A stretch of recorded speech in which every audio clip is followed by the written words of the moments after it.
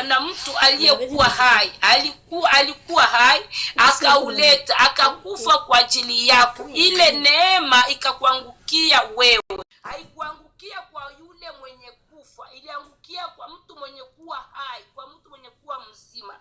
Kipindi uko mzima ndio kipindi cha kutafuta ile neema isikupotee. Kipindi uko mzima ndio kipindi ya kutafuta ule okovu ukingaliki hai, kwa sababu kuna watu wenye Biblia waliandikiwa kusema alikuwa kishakufa, anatafuta tena, asema munisaidie hata sekunde kidogo nirudie nyene nitengeneze maisha yangu, lakini akufanikiwa kupata bahati, kwa sababu okovu ni kwako wewe uliyekuwa hai kwa sasa. Lakini ukishakufa ndugu yangu, jua ya kusema hakuna okovu. Wewe usubirie kile ulichagua mema ama mazuri ama mabaya. Kile ulichagua na kile ulikiishi ndio usubirie kwa ajili ya hukumu ukishakufa pale. Lakini kama uko hai, ni kipindi sasa cha wewe mwenyewe utafute uzima wala kifo. Ukishakuwa ukingaliki mzima, lakini ukishakufa ndugu yangu hakuna kuchagua tena. Pale unakuwa unasubiria tu ni hukumu. Hapa tunaenda kusoma kitabu cha Isaya. Tuangalie mbele Isaya sana, tuambia Isaya sura ya 38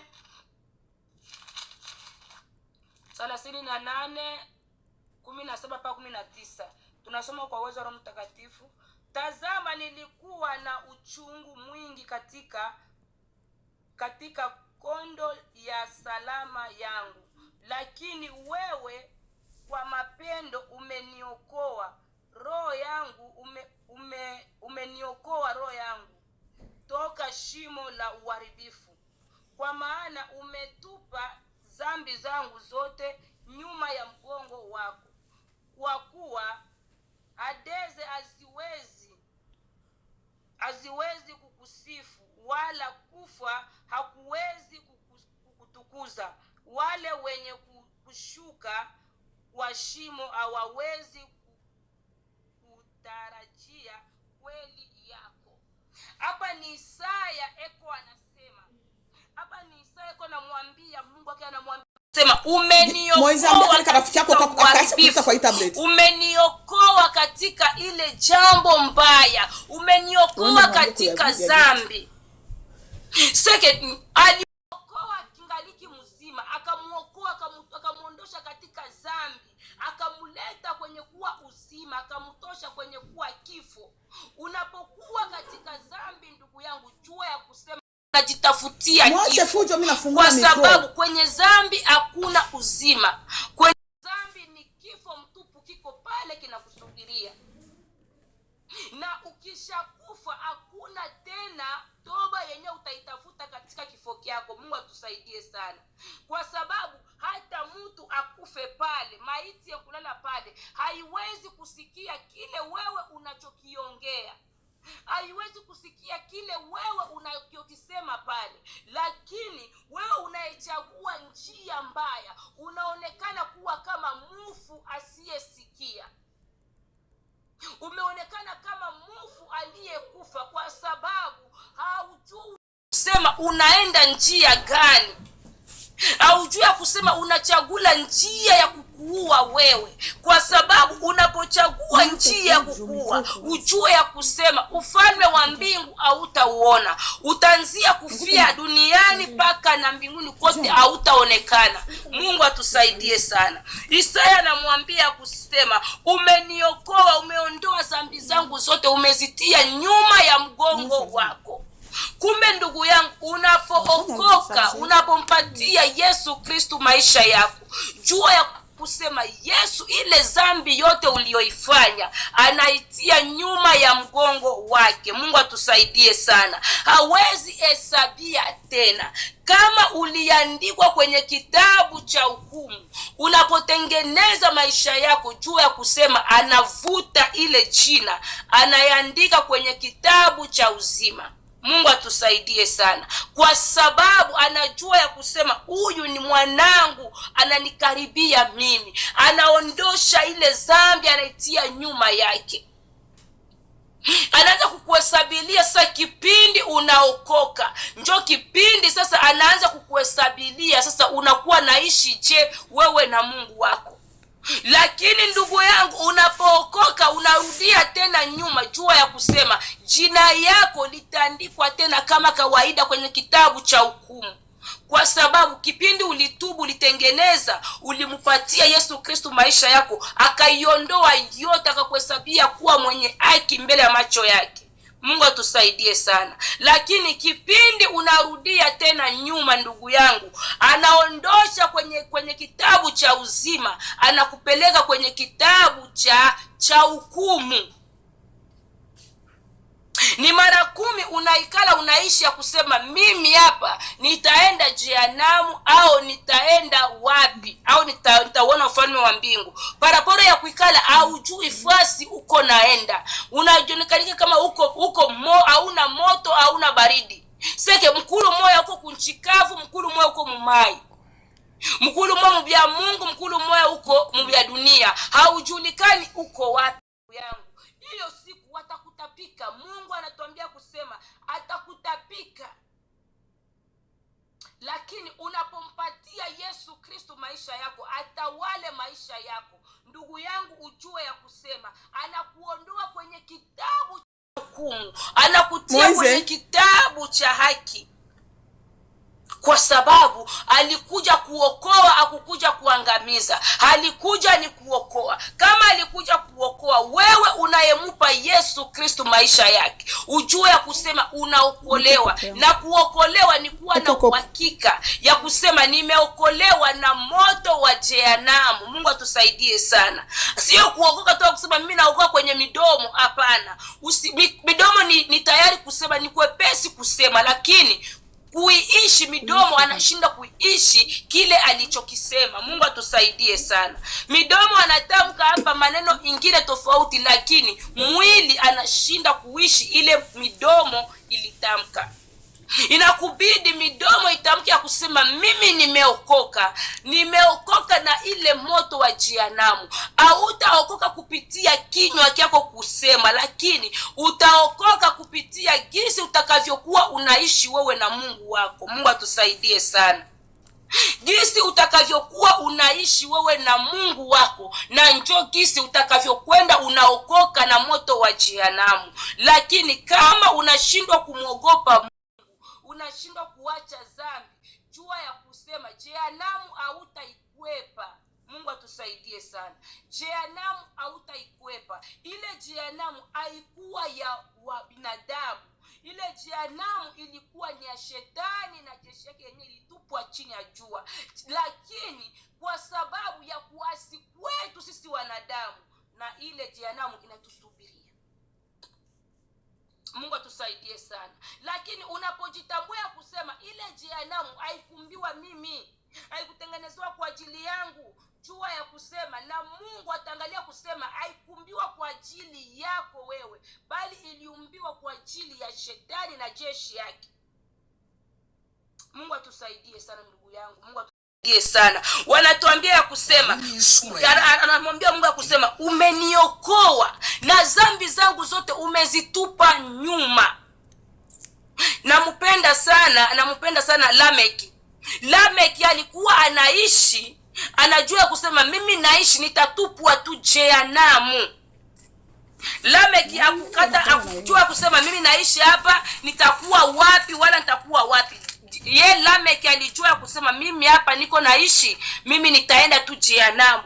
Ukisoma katika kitabu kia Mwanzo sura 4:23 mpaka 24, itakwambia jinsi Lameki aliwaambia wanawake wake. Aliwaambia kusema mimi hapa kama nani baba yangu alihukumiwa kwa mapigo 7, mimi nitahukumiwa mara 17. Lameki ni mwinjiguu ya nani? Ni mwinjiguu ya Kaina. Lakini alijua kuishi kwake, sema niliishi vibaya, sikuishi sawa sawa na mapenzi ya Mungu, na nitahukumiwa, jehanamu ni yangu. Lakini wewe unayekwenda unafanya uzinifu huko, unayekwenda unafanya bongo, unayekwenda unafanya matendo yasiyompendeza Mungu, ila unajipatia unajipatia moyo ya kusema hapana, mimi nitaenda tu mbinguni, kwa sababu unaimba. Jua usahau, jua usahau, hiyo mbingu haina shemeji yako, hapana. Hiyo mbingu sio baba yako, hapana. Mungu atusaidie sana. Wewe unayekwenda kule unasema uongo, unachukia mwingine kwa sababu ya kumchukia maneno uliisikia, kwa sababu ya mambo uliyosikia unamchukia mwingine. Jua ya kusema mbingu hautaiona. Ikala unajua ya kusema hapa, hii dhambi niko naifanya itanipeleka wapi? Hii dhambi niko naifanya nitaenda wapi mwisho wangu? Ukishakufa hakuna okovu ndugu yangu. Okovu ni kipindi uko hai. Okovu inakuya kwako kipindi uko hai ndugu yangu. Kipindi uko hai ndio kipindi ya kuchagua, ya kusema mimi hapa natafuta kwenda mbinguni au kwenda jehanamu. Lakini ndugu yangu, ukishakufa, ukishalala pale, wewe usubirie tu ni hukumu.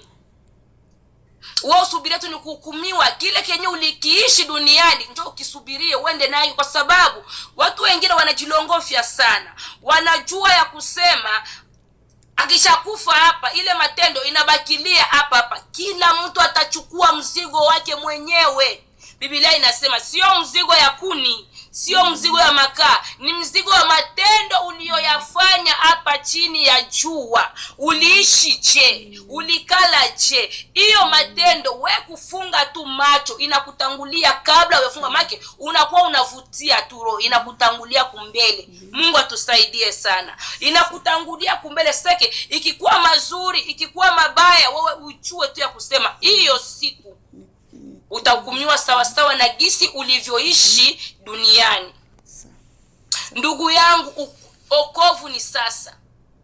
Okovu ni sasa. Usichunge ya kusema ukuye bakuye wakuambia pa mlango, ndugu yangu koko Yesu ashuke kwako akia kuambia sema okoka. Ndugu yangu, hautamuona. Yesu anapitia kupitia watumishi wake. Yesu anapitia kupitia mahubiri. Mahubiri leo inakuwa kila kona. Mahubiri leo inakuwa kila fasi ndugu yangu, lakini watu wanaipuzia. Wanasema wanakosa kazi yao. Hawana kazi, wa maskini, achana nao, watakufa maskini. Wanani wanakufa. Sikani kufasiria ndugu yangu. Hiyo unaisema ndugu yangu, utaitafuta siku hiyo. Utaitafuta siku hiyo au utaipata. Utasema mkuye mnihubirie tena jamani. Mkuye nisikie tena ile maneno mlikuwa mnahubiri. Inakuwa too late. Inakuwa retard ndugu yangu. Ni kipindi uko hai, kipindi uko napumua, hapana kusikia fieri. Hiyo pumuzi sio ya kwako. Mwenye nayo akipenda leo aichukue, ataichukua. Sasa unaitumikisha je hiyo pumuzi unayopumua nayo? Unaitumikisha je hiyo pumuzi? Ndugu yangu, hapana kujitia fieri kubitu bishokwa byako. Kwa sababu mwenye pumuzi akisema tu leo ni bebe pumuzi yangu, leo ni mondoe moro yangu nitowe, ndugu yangu, utaikuwa kitu gani? Au utasimama ujiangalie kipindi unagonjwaka tu. Hata nguvu mwili inakushinda. Hata kusimama inakushinda, unjo magonjwa tu. Sasa kipindi utakapokufa pale, hiyo fieri utaipelekea wapi? Mungu atusaidie sana. Ni kipindi ya kutafuta okovu kwa bidii. Muda huyu ndugu yangu inakuwa muda mwingine. Shetani ameshapakala asali kubitu bichungu.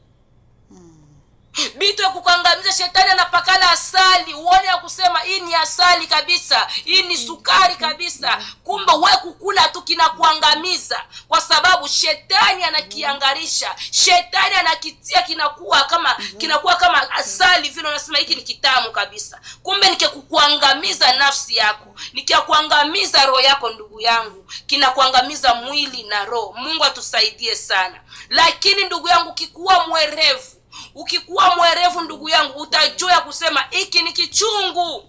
Malgré shetani na kipamba hivi, hiki kitoki kwa Mungu, hiki ni kwa shetani. Utajua kwa sababu uko katika kiroho. Lakini ukikuwa katika kimwili, unaendaenda tu huko, unaendaenda haujui kutafsiri mkiona kitu gani ndugu yangu, jua ya kusema shetani atakuangamiza. Shetani atakuangamiza, atakuletea kitu unakiona kusema hiki ni kizuri, wewe kukula tu kinawasha kama upupu, unakuwa unajiparua mwili mzima. Ndugu yangu, unashindwa, unaangamiza mwili na nafsi kwa sababu ya kutokujua hiki ni kitu gani. Mungu atusaidie sana. Ni kipindi cha kuangalia ni wakati gani, ni kipindi cha kuangalia tunakwenda wapi na tunatokea wapi. Lakini usipokuwa mtu wa kuangalia tuko wapi, tunakwenda wapi, tunafanya nini, ndugu yangu, jua jehanamu na kuchunga. Kwa sababu wewe utakuwa tunako bize tu mambo ya kidunia, uzungurukie kwa mambo ya kidunia, unashindwa kupata hata muda kidogo ya kumtafuta Bwana. Unashindwa kumwambia Mungu, nipe hata dakika kidogo nisome hata neno. Unashindwa kumwambia Mungu, nipatie hata dakika kidogo nipate kusikiliza hata mahubiri ya watu wako. Lakini unakamata telefone, unapekua usiku na mchana, unasikiliza huko marambo yabo, huko marando yabo, unaisikiliza, unacheka make huku make inakosa vile ni wewe ndio mkuongea. Huku unasikiliza, huku unacheka, huku unashindwa hata kumupa Yesu Kristo na muda kidogo, hata dakika 2 ya kusema tu hata nisome neno, hata dakika kidogo inakushinda. Ndugu yangu, jiangalie, utakuya kupepetwa kama ngano. Shetani halali, Biblia yangu inatuambia kusema shetani halali, anazunguluka. Shetani halali anazunguruka, ndugu yangu, anamtafute nani, atampepeta nani kama ngano. Sasa wewe ukikuwa kama ngano, ndugu yangu, unapepetwa. Ukikuwa kama ngano unapepetwa, ndugu yangu.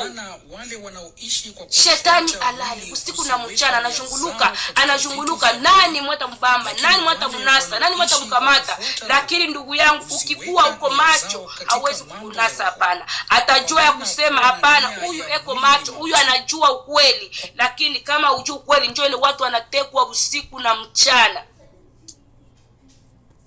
Njoo ile watu wanatekwa usiku na mchana, watu wanazungurukia kuzimu usiku na mchana, watu wanazungurukia dunia usiku na mchana, wanashindwa hata kutafuta Yesu Kristo. Mungu atusaidie sana. Ukisoma katika kitabu kia Ufunuo ule anatuambia kusema, ukisoma katika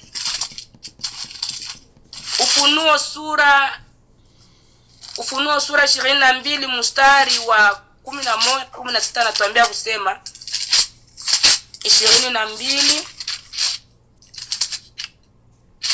11 anatuambia kusema, tunasoma polepole.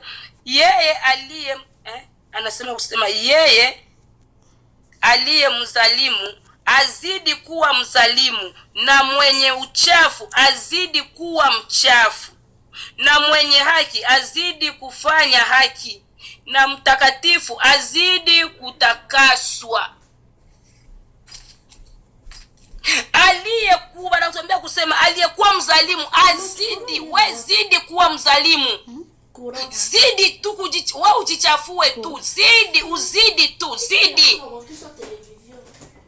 Kwa sababu haujui ukweli wa neno ya Mungu, kwa sababu unakatala kujua ukweli. Unapenda kuikala katika uchafu, unapenda kuikala katika mambo isiyostahili. Wanasema kusema wazalimu wazidi kuwa wazalimu, make wezidisha pale penye huko. Ndugu yangu, usihukumiwe kwa sababu ya kuiba tukaliai tu akamwota kusema ulijitesa mubia mingi, ukajitesa sana, ukamake mimi sikunywa kipombe, mimi buzinifu nishachaka, mimi msharati nishachaka, hivi. Lakini huyo hukumiwa kwa sababu tu ya chuki, kwa sababu ya ongo tu, kwa sababu ya kushuhudia maneno yenyewe ujui, kwa sababu ya maki unahukumiwa tu, vyote umeshaacha kale kadogo tu. Ndugu yangu, mara 10 ujiongeze tu, usihukumiwe kwa sababu ya kale kadogo tu. Hapana, ni mara 10 uhukumiwa baki yako. Nasema hata hapa nimehukumiwa, niko na haki kwa sababu nilifanya mambo mengi sana. Oh, sawa mama, asante.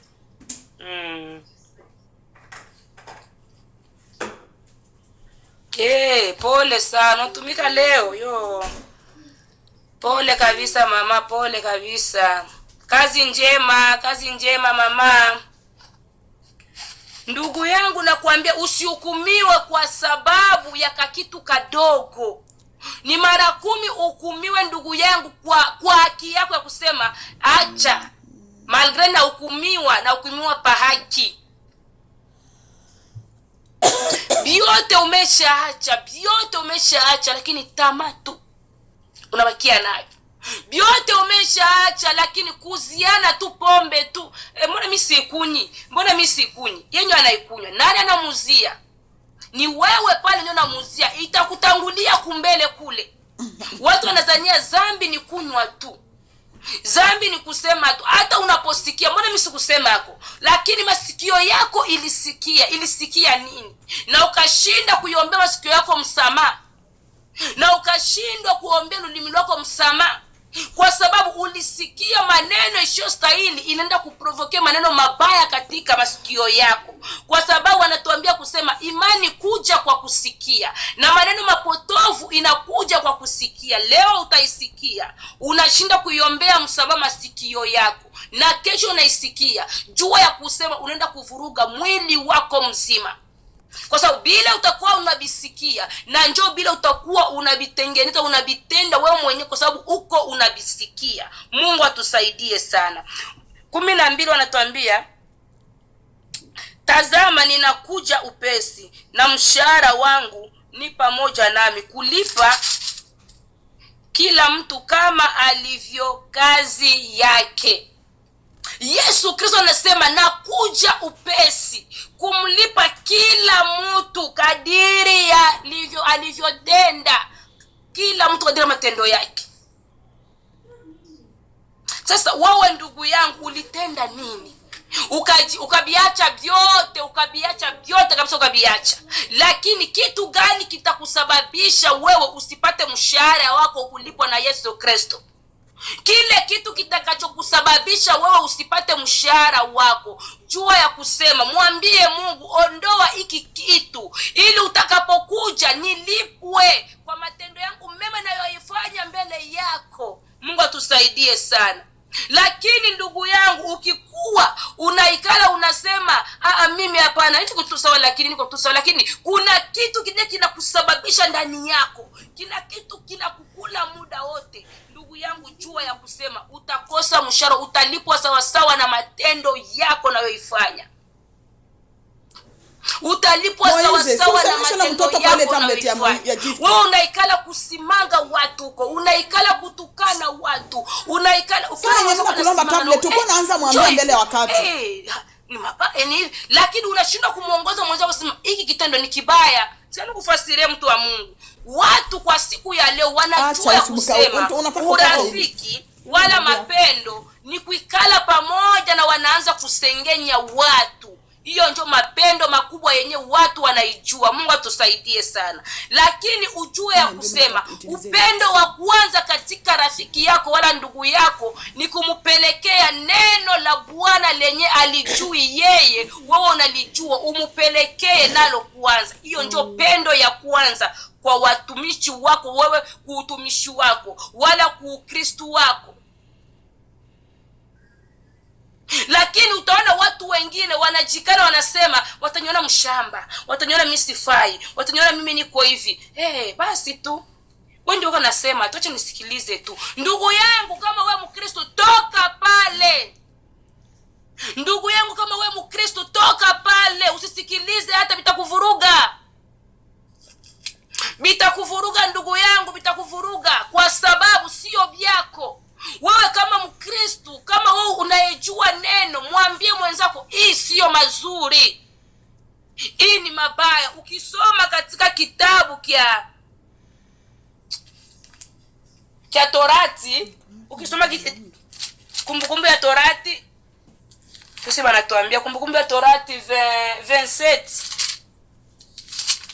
27:24 wanatuambia kusema, alainiwe yeye anayepiga jirani yake kwa siri, na watu wote watasema amina.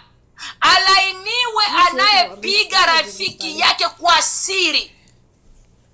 Kumupiga rafiki yako kwa siri sio kusema unaenda kumupiga kofi. Kule kumsimanga unamsemea pembeni. Jua ya kusema umelainiwa wewe. Katika vitu vya mwili, kule kumusema kwenye uko na musemea kupembeni. Weka nia zao katika mambo ya roho.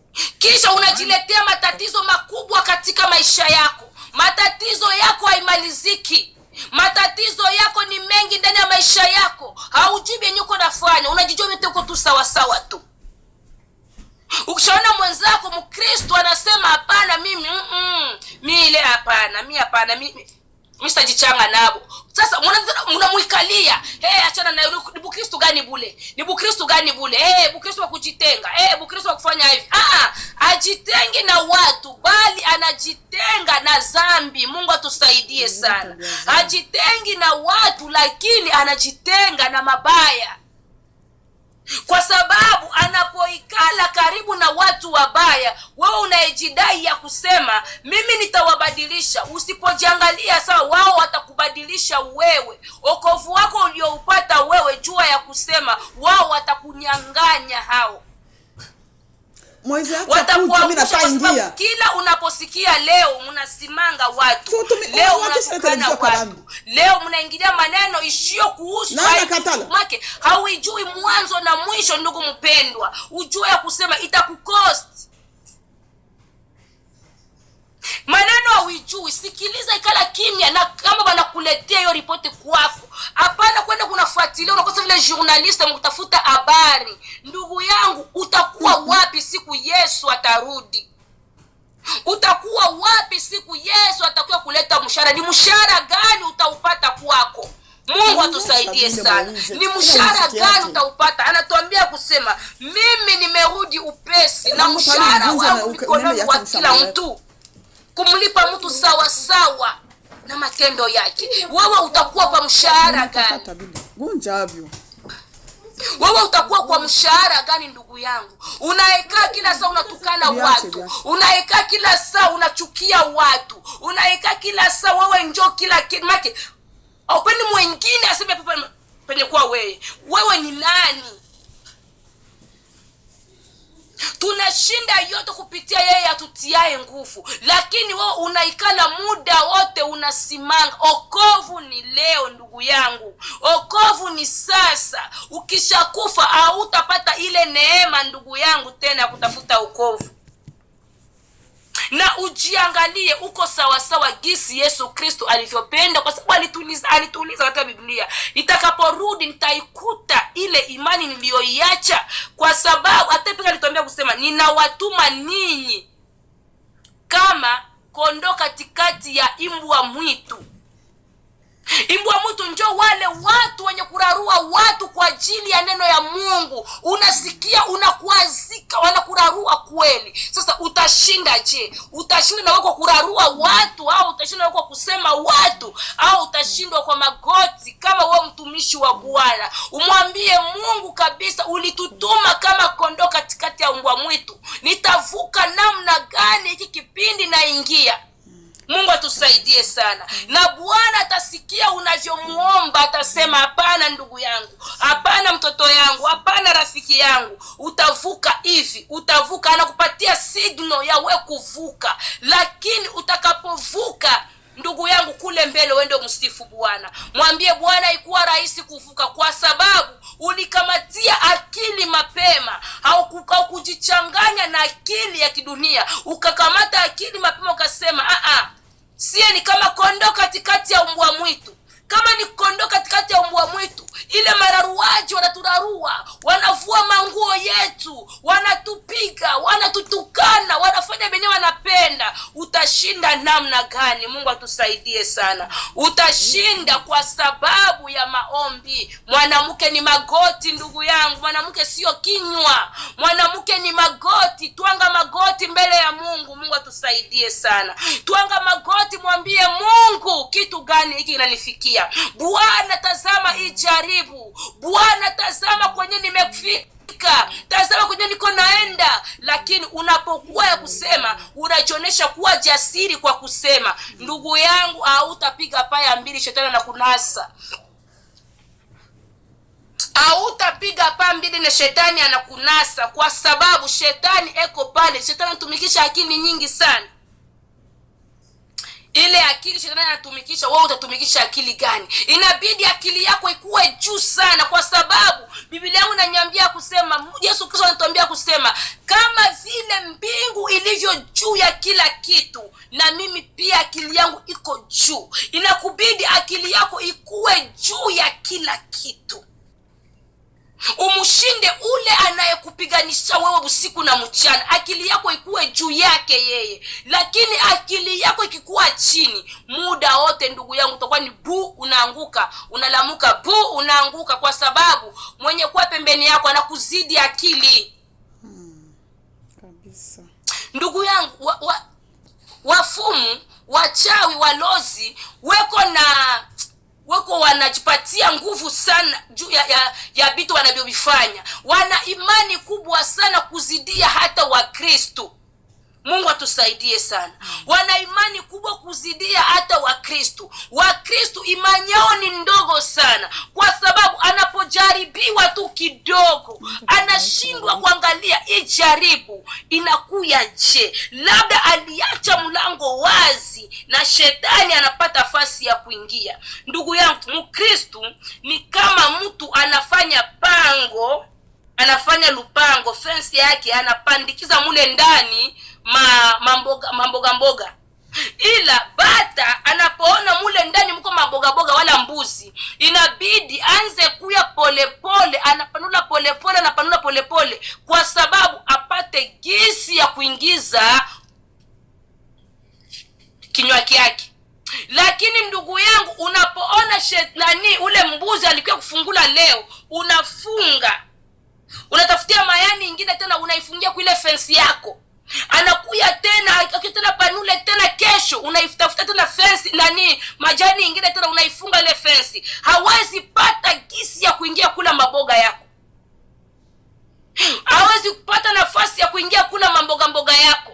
Lakini ndugu yangu, unapokuwa ya kusema, unaacha mlango wazi na shetani anapata nafasi ya kuingia kwako. Leo nikajaribu kadogo tu ndugu yangu, unasema maneno mengi mpaka kukucha, unalala unashindwa kulala, uko naangalia yule adari, kwa nini alinisema hivi, kwa nini alinitukana hivi, kwa nini alinifanya hivi. Unashindwa kupiga magoti, mwambie Bwana, ondosha huzuni ndani yangu, ondosha huu uchungu, kwa sababu uchungu utanizalia mauti. Mungu atusaidie sana. Unapokaa muda wote na uchungu ndani ya moyo wako, jua ya kusema ule uchungu ndugu yangu unaenda kukuzalia mauti. Mungu atusaidie sana. Uchungu ni kitu kibaya ndani ya mwanadamu. Uchungu ni kitu kibaya ndani ya moyo wako. Unapotia uchungu wala unaumizwa, unatia ile maumivu mingi ndani ya moyo wako, jua ya kusema hautaresistre ndugu yangu. Na ndio maana watu wa mingi wanalukula mapresha, watu wa mingi wanalukula magonjwa ile mstuko ya moyo, kwa sababu walitia uchungu mwingi ndani yao. Ndugu yangu, unapokuwa katika dunia, kubali kuumizwa, kubali kuumiwa, kila kitakachokutokea ukikubali. Mungu atusaidie sana. Lakini wewe ukikuwa mtu wa kupenda paka mazuri ya kufikie, kipindi utakapofikiwa na ubaya, ndugu yangu, jua ya kusema utaanguka presha, na hiyo presha hautapona. Ni wewe mwenyewe kuiponesha hiyo presha, kwa sababu aliyeingiza presha ni wewe mwenyewe. Mungu atusaidie sana. Mungu atupatie akili ya juu sana ndugu yangu. Shetani yeye anatumikisha akili kubwa sana kwake, kwa sababu anajua kusema hawa watu nitawakamata kupitia akili yangu inayotumikisha mimi. Lakini tunapojua kusema shetani eko katika vita, shetani eko katika upingamizi, shetani eko katika kupinga injili ya Bwana isiende kumbele, ndugu yangu, jua ya kusema utajua gisi ya kumpinga shetani na gisi ya kumkwepa. Leo utakapopata jaribu, jua ya kusema hii jaribu yangu inakuya namna gani. Unaiangalia kwenye litokea, kwenye lianzia, kwenye lifanizia, mwambie Mungu nipatie ushindi. Nipe ushindi, kwa sababu yeye tuliyemwamini ni mshindi katika washindi, hajawahi kushindwa hata siku moja. Lakini wewe unapopata jaribu, unaikala busubui paka busiku, unajiuliza. Unaikala busubui paka busiku, unalala uko unajiuliza, kwa nini walinyangalia vile? Kwa nini walinisema vile? Kwa nini walinifanya hivi? Ndugu yangu, jua ya kusema shetani na yeye anakuongezea mawazo double. Anakuambia kusema angalia sasa, bali kuzaraulisha. Zamiri ya shetani wala maneno ya mtu eko mwali ya giza, anakuyaka ile hali yote anakuya nayo, anakuya na nguvu ya giza, ili akikwambia kitu anakuchochea. Utafika hata mtu ndio ile mtu afika anajitundika. Mtu anajua kwa sababu nyuma ya ile maneno kulikuwa hali ya giza.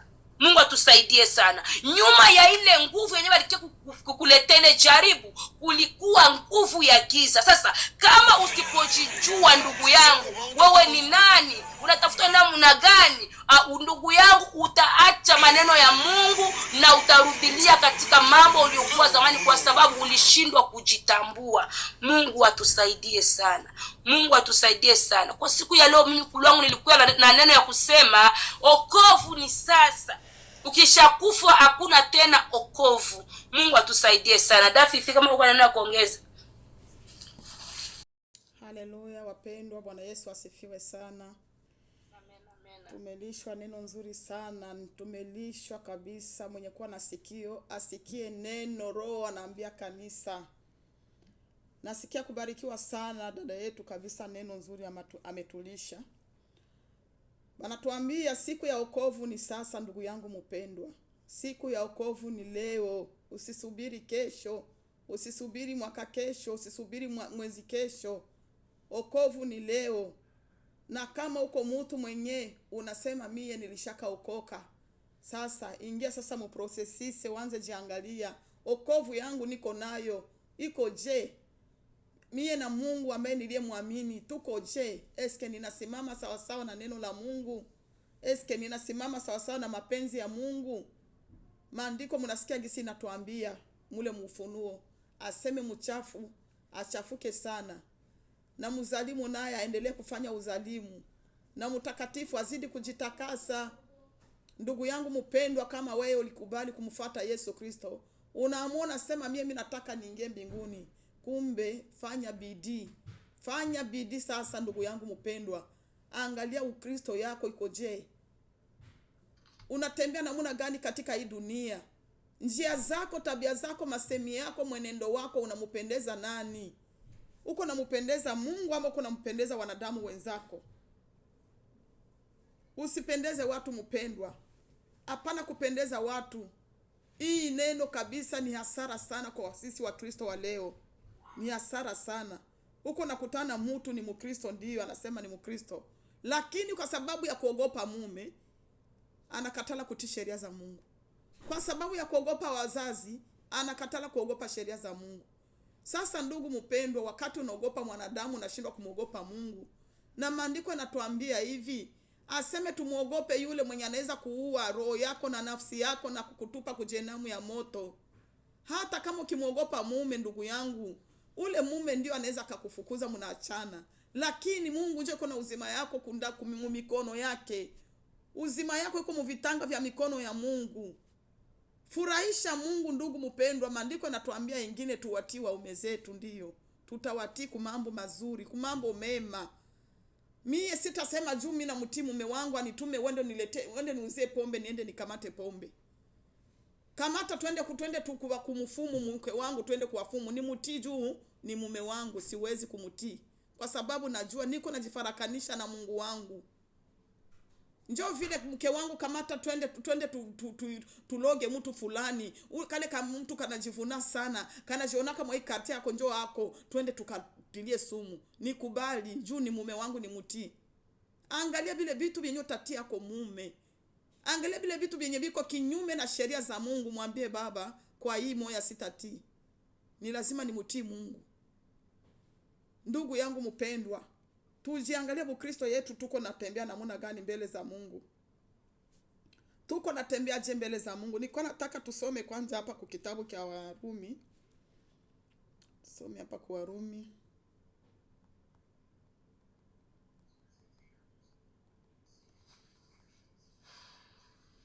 Warumi 8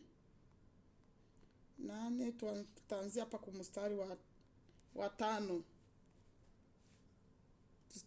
Penda tutie hata audio tusikie. Audio minaonaka nisaidiaka sana. Kwa maana wale wanaoishi kwa kufuata mwili huziweka nia zao katika vitu vya mwili, lakini wale wanaoishi kwa kufuata Roho huziweka nia zao katika mambo ya Roho. Unasikia hapa mpendwa?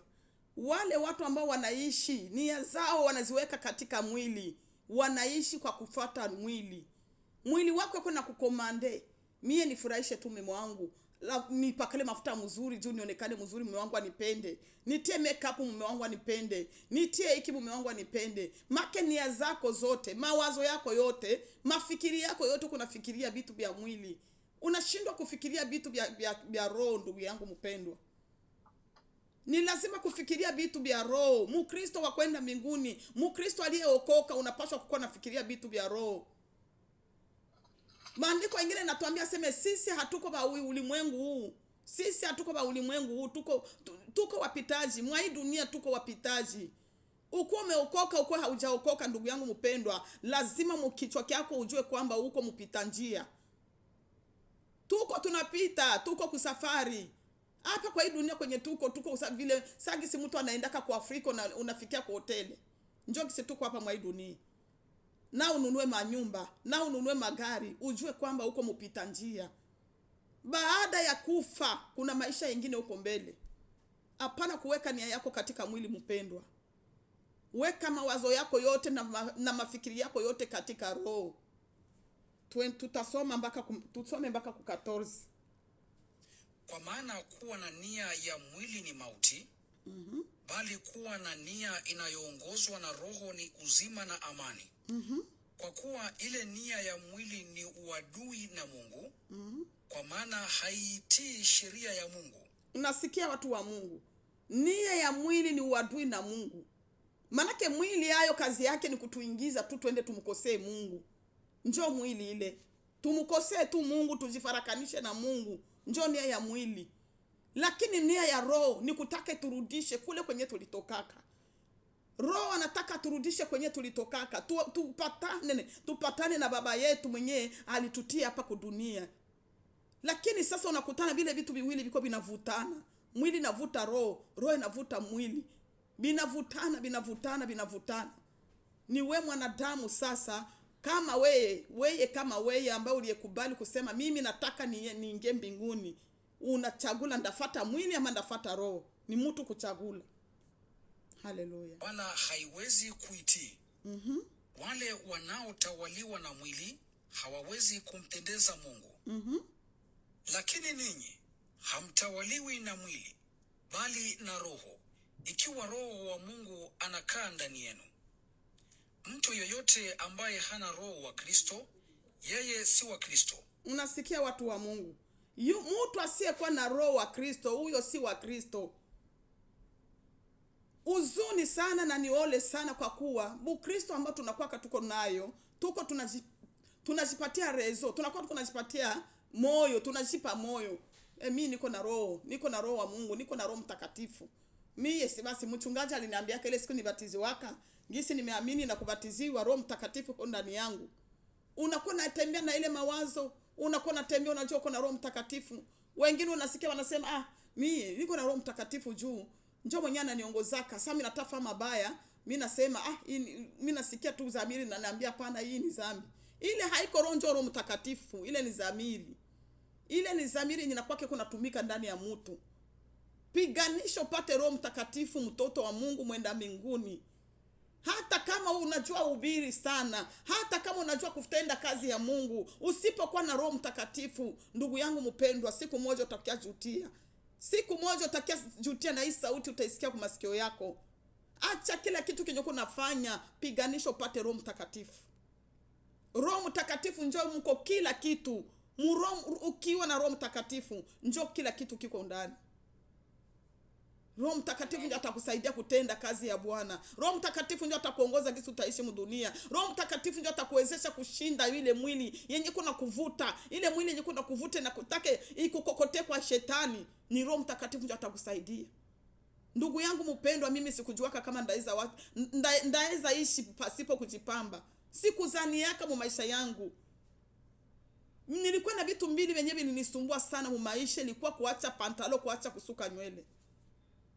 Na hii marezo tunaanza jipatia baridi ya Bulaya. Baridi ya hapa kwetu Canada inashinda kose kwa Bulaya zote. Lakini niliweza kuacha pantalo mpendwa. Niliweza. Na sikuweza kwa nguvu zangu. Ingelikuwa mimi mwenyewe singeliweza, lakini kwa sababu Mungu alinijalia ile neema, na ndio maana niliweza. Tunapaswa piganisha tupate kwanza Roho Mtakatifu. Tufate sheria za Mungu juu tupate Roho Mtakatifu. Nasikia hapa wanatuambia, yule asiyekuwa na Roho Mtakatifu, yule asiyekuwa na Roho wa Mungu, huyo si mtoto wa Mungu. Hata kama mimi nahubiri sana, hata kama mimi natowaka sana, hata kama mimi natendaka matendo mazuri, watu wananitapaka, kama Roho Mtakatifu hayaingia, ni bure, mimi mbinguni siwezi ingia. Haleluya. Lakini kama Kristo anakaa ndani yenu, miili yenu imekufa kwa sababu ya dhambi, lakini roho zenu zihai kwa sababu ya haki. Unasikia? Kama Kristo anakaa ndani yako, mwili na kufa, lakini roho yako ni hai. Roho yako ikisha kuwa hai, ndugu yangu mpendwa, manake pale Roho Mtakatifu ndio anaanza kudirije. Roho Mtakatifu ndio anaanza kupeleka na kwa sababu vile telecommand. Roho Mtakatifu ndio anaanza kuongoza. Bile binyo ulikuwa unaona vigumu kuacha, unaanza biacha. Kama ulikuwa unaona kuomba, unaomba dakika 2 unasikia unachoka. Ndugu yangu utaanza omba mpaka unajishangaa. Ulikuwa na kitu kenye ulikuwa hauwezi fanya kwa maisha yako, utaweza kukifanya. Unasikia wengine wanakuambia mimi nikikamata tu Biblia kwanza soma neno nasikia busingizi. Ndugu, ukiona ile alama, make Roho Mtakatifu bado. Mtu mwenye kuwa na Roho Mtakatifu hawezi shika Biblia mu mkono wako kisha usikie busingizi. Haiwezekani. Haiwezekani mpendwa. Na kama itafika juu shetani ni mjaribu, shetani ni mjaribu, utamkemea na pale pale bule busingizi unaruka. Amen, amen, amen. Nanyi ikiwa Roho wa Mungu aliyemfufua Yesu kutoka kwa wafu anakaa ndani yenu, yeye aliyemfufua Kristo Yesu kutoka kwa wafu ataihuisha pia miili yenu ambayo hufa kwa njia ya Roho wake akae ndani yenu. Unasikia? Ikiwa Roho Mtakatifu, Roho wa Mungu, Roho wa Kristo anakaa ndani yetu, atauisha miili yetu. Ule Roho ndio mwenye atauisha zile miili. Hii mwili yenye kuna nisukuma uende tu uze mafuta za hivi na hivi. Uende tu uze mango za hivi na hivi. Uende kuma klabu, uende kuma bichi, uende kuma fete. Njoo yenye tu mwili nataka bile. Njoo yenye mwili nataka bile. Aseme ule Roho wa Kristo akikaa ndani yako ndugu, anauisha zile tamaa zote, bile vyote vya kidunia, bile vyote vya kimwili, unakujikuta na hamu yote naisha. Hamu yote naisha mpendwa. Tusome mpaka 14. Kwa hiyo ndugu zangu, sisi tu wa dini, si wa mwili, ili tuishi kwa kufuata mwili. Kwa maana mkiishi kwa kufuata mwili, mtakufa. Tukiishi kwa kufuata mwili tutakufa. Unasikia hii neno? Ni neno nzito. Tukiishi kwa kufuata mwili tutakufa wapendwa. Kukufa yenyewe anatuambia, hapatuambia hii yenyewe mtu anakufa anaenda mubulongo, anaenda muzika. Kukufa mako utakufa milele. Utakufa milele, utaenda tupa kule kujenamu ya moto milele na milele. Njoo kufa yenye Biblia inasemaka. Hii kukufa ya kukufa hii hayo ni kawaida tu kila mtu. Lakini kukufa yenye maandiko na kwake kunaongelea ni ile ya kukufa milele. Aseme tukiishi kwa kufuata mili. Tuishi kwa kufuata mwili kuongoze, mwili kubebe huku, mwili nifanye hivi, nibebe hivi, nibebe kusaloa nifanye massage, nibebe huku sijue banitie makucha, nibebe huku banitie makeup, mwili iko na kuongoza. Ndugu aseme utakufa. Mtu akifuata ukiishi kwa kufuata mwili utakufa. Lakini kama mkiyaua matendo ya mwili kwa roho, mtaishi. Kwa kuwa wote wanaoongozwa na Roho wa Mungu, hao ndio watoto wa Mungu. Haleluya. Tunaishia pale. Aseme wale ambao wanayoongozwa na Roho wa Mungu. Wale ambao wanayoongozwa na Roho wa Mungu ndio watoto wa Mungu. Hasa hapa ni kila mtu sasa jiangalie. Mimi niko na Roho wa Mungu. Niko na Roho Mtakatifu. Kama nisipokuwa na Roho wa Mungu, kumbe ningali najitahidi tu bure. Ningali najichokesha tu bure. Kitu kia muhimu ni kutafuta kwanza Roho wa Mungu. Ule Roho Mtakatifu ule njoo kila kitu. Roho Mtakatifu njoo iko na vyote. Jiangalia, hapana bakusikudanganya oju ulishaka batiziwa, hauende tena, haukunywe pombe tena, hauende tena kwa maklabu, haufanyake tena hiki, hautiake tena makeup, uko na Roho Mtakatifu. Mtu asikudanganye ndugu. Mtu asikudanganye. Roho Mtakatifu, ukiwa na Roho Mtakatifu utajua. Na siku nipata Roho Mtakatifu unajuaka. Tupiganishe tupate kwanza Roho Mtakatifu, watoto wa Mungu. Kwa sababu wakati uko na Roho Mtakatifu, hata uisha ile matendo ya mwili, zile tamaa za mwili, zile hanasa za mwili, yeye ataziuisha, ataziua, atazifinya zote, atazifinya, zinaisha mwili yako, zinaisha maisha yako. Unaanza tembea kwa kufuata Roho. Unaanza ishi kwa kufuata Roho. Matendo ya Roho ni Roho Mtakatifu anapendaka asome neno, usome neno. Kama hauko kuBiblia, sikia utia hata mahubiri, omba, bia vile ndio ya Roho Mtakatifu. Hawezi mtu mwenye uko na Roho Mtakatifu hawezi sikia tamaa ya kusema njoo vile leo mimi naenda kubichi. Mtu uko na Roho Mtakatifu usikie tu mule ndani tu sauti kwambie uende kubichi, uende kubare, uende kwa hoteli, uende sijue wapi, make ule haiko Roho Mtakatifu. Bwana Yesu atusamehe watoto wa Mungu. Tujikaze sana kutafuta Roho Mtakatifu. Tuangalie tena hapa Wagalatia, nayo tusikie Wagalatia natuambia nini. Wagalatia iko tu chini ya Warumi. Wagalatia 7. Wagalatia 17. Tusome 17. Mstari wa 2:5.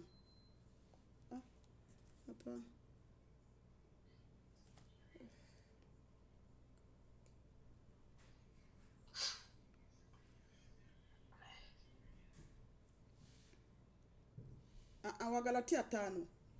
Samahani 5.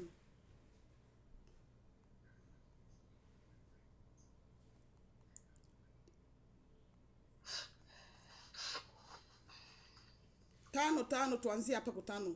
Wagalatia 5 tuanzie kwa 5. Kwa maana kwa njia ya Roho kwa imani tunangojea kwa shauku tumaini la haki. Kwa maana ndani ya Kristo kutahiriwa au kutokutahiriwa hakuleti tofauti, bali lililo muhimu ni imani itendayo kazi kwa njia ya upendo. Mlikuwa mkipiga mbio vizuri. Ni nani aliyewazuia msiitii kweli? Aseme tulikuwa tunapiga mbio. Nani alituzuia tusiitii kweli? Kweli iko tu hapa mBiblia, lakini hatuitii. Hatuko tunatii kweli. Tunapenda tutii vile vyenye tunataka batuhubirie. Wakati mapastor wetu wanatupeleka huko wanatuhubiri hivi, wanatuhubiri hivi, tunataka tubasikilize, hatutasikiliza Biblia.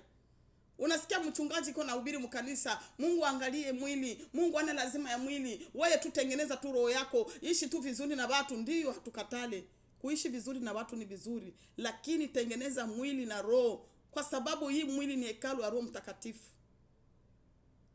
Mungu angalie mwili kweli, Mungu angalie mwili. Wakati maandiko yanatuambia mwili njoo hekalu la Roho Mtakatifu, mwa hii mwili yetu njoo Roho Mtakatifu anaikala, njoo mwanaishi. Na andiko lingine linatuambia sema mtu akiharibisha hii mwili Mungu atamharibu milele. Kisha kwa nini ukubali bakudanganye kukanisa? Bakudanganye kama ni wahubiri gani, kama wapi na wapi, uwapatie tu masikio yako bakudanganye. Mungu haangalie mwili. Mungu ana lazima ya mwili wako. Mungu iko tuna lazima ya roho. Hapana ndugu yangu. Ushawishi wa namna hiyo haukutokana na yule anayewaita. Chachu kidogo huchachua donge zima. Aseme chachu kidogo kuchachua donge zima. Make chachu wakati yenyewe kunasikiliza mafundisho zenye hazina vichwa na migulu, mafundisho za watu benye sijua kama walitokea wapi, kama ni maagenti wa shetani, unabatega masikio, batakutosha kumlengo, batakutosha muimani mpendwa. Batakutosha muimani. Imani ni kujisimamia we mwenyewe. Tafuta pale kwenye wako huko kweli. Na ukiangalia sema ya bwana mimi siyapata kwenye kuko kweli, kamata tu Biblia yako. Kamata Biblia yako kwa napiga goti lako mnyumba, ongea na Mungu. Mungu anasikiaka kila mtu. Mungu anasikiaka kila mwanadamu. Mungu anaangalia ndani ya moyo wako, anaona huyu mtu yuko na hamu ya kunitafuta. Huyu mtu yuko ananitafuta lakini hayapata kweli. Ndugu yangu mpendwa, mimi nitangia zamani nilikuwa nampendaka Mungu. Nilikuwa napendaka, maana nilikuwa najulizaka mimi peke mmoja najuliza, eske hii Ukristo yenye niko nayo kweli? Njoo kweli hii ama kuna kweli yenye mimi sijue? Lakini kwa sababu Mungu alichungulia moyo wangu akaona niko nataka kweli lakini siyaipata, akanisukuma akaniongoza nikakutana na watu ya Mungu. Njoo vile mpendwa, wakati yenye wewe unakubali kutumikia Mungu, Mungu anaona ndani ya moyo wako sasa, mtu iko na hamu ya kunitafuta. Huyu mtu uko nataka kweli, anakusukumia watu wanakuongoza. Watu wanakuongoza wanakuonesha kweli.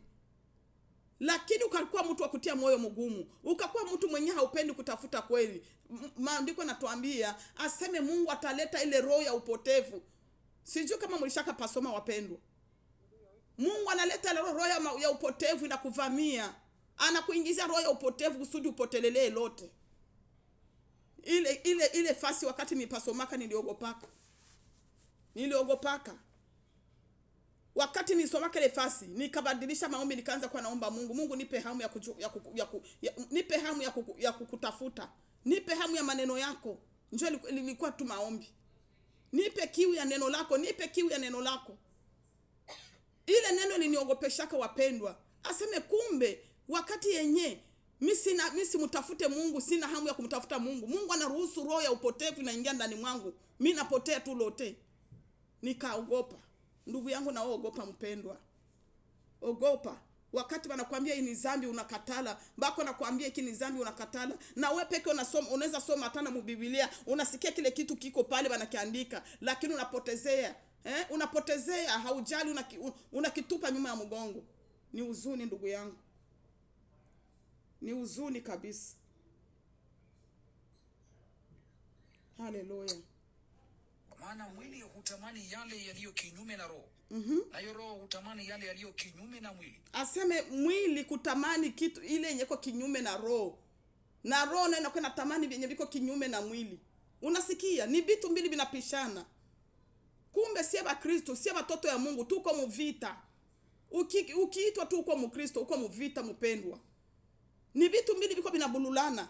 Roho inakokota na mwili nayo inakokota, inapenda kokote roho. Mwili nataka utimizie vyake, roho nataka umtimizie vyake. Roho na mwili hupingana, na kwa sababu hiyo hamwezi kufanya mnayotaka. Unasikia? Kwa sababu roho na mwili viko vinapingana, hauwezi kufanya vinyo unataka. Usipokuwa na roho wa Mungu akusaidie, hautafanya vinyo unataka mpendo. Utakuwa shituka tu ulishaenda kumwili, mwili shakubeba. Lakini kama mkiongozwa na roho, hamko chini ya sheria. Basi matendo ya mwili ni dhahiri, nayo ni haya. Sikia hapa sasa tunafika ku 19. Usikie ile matendo ya mwili, na ni machache ndio balitaya hapa, hapakubitayaka vyote. Uasherati, uchafu, ufisadi, kuabudu sanamu, uchawi, uadui, ugomvi, wivu, hasira, fitina, faraka, uzushi, husuda, ulevi, ulafi na mambo mengine yanayofanana na hayo. Unasikia? Vile vyote bebanataya pale, na mengine yanayofanana kama na haya. Unaweza sema basi mimi sigombanake na mtu, mimi sigomba. Chunguza maneno yako unaongeaka. Unaweza kuwa hugombanake na watu, lakini unasikia, unakuwa ulisikia kaneno, unaenda unakaelezea tena watu wengine, unaongeza hapo na kachumvi, unaongeza hapo kama na kasukari. Pale deja uko mgomvi. Pale deja unakuwa mzushi. Unakuwa msudwa. Njoo vyote bebanandika hapa. Wakati unasikia kaneno fulani asa hivi na hivi, na unaona mwenzako anakuya unaiwa da fulani asa ni hivi na hivi, asa nalifanyia na hivi na hivi, unaanza tikoleza, unakuwa mzushi pale ndugu yangu mpendo. Amen. Hizi maandiko hizi nasikia kaoga. Hizi maandiko sasa ninazisomaka nasikia kaoga. Tujikaze hapa kwa ifasi wapendwa. Na mengine yenye nafanana kama na haya. Hapa kwa hii wa Galatia 5 unasoma hapa unaanzia hapa kwa hii 19 hapa kwenye wanataye matendo. Napendaka niko na rudia. Napendaka niko na rudia. Njoo matendo ya mwili.